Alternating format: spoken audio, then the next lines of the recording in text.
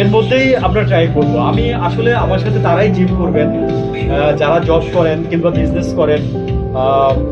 Student তো অলওয়েজই time পাচ্ছেন ভাই আপনারা। যারা স্টুডেন্ট আছে আমার বয়সে, যারা ছোট আছো ভাইয়া তোমরা, তোমরা চাইলে ইজিলি জিম করতে পারো আমার সাথে। একটু মিলায় দেখো যে বডি তুমি তুমি একটু কষ্ট করো, দেখো বডি তোমাকে কি দেয়। আর যারা জব করতেছেন তাদের কথা তো আমার মতে আমি বললাম যে জব করে এসে মানে জিম মেনটেন করাটা ইটস সো মানে very difficult. It's not easy to way যে আপনি একটা সংসার মেনটেন করে আপনি চাকরি করে এসে আপনি ফিজিক্যালি আপনি এক্সারসাইজ করবেন। ইটস তো possible in our life because life is so busy.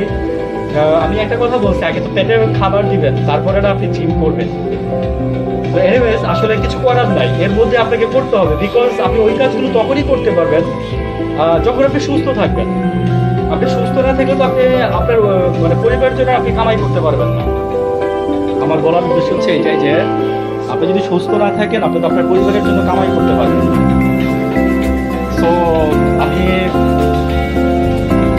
বলে বোঝানোর ট্রাই করলাম যে আসলে এর উদ্যোগ করতে হবে। মানে প্লিজ একটু করেন, আপনার জীবনটা আপনারই।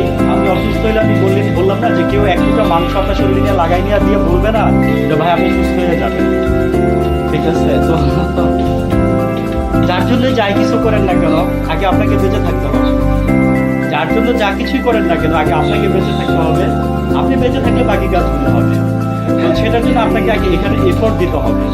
আমরা গুরুত্ব সহকারে নেই না জিনিসগুলো, সাফার করার পরে আমরা নেই, বা ডাক্তারে টাকা দিয়ে আসতে বলে আমরা অনেক খুশি, ঠিক আছে? তো জিম করতে পারবো না, কষ্ট করতে পারবো না, বার্গার খেতে পারবো।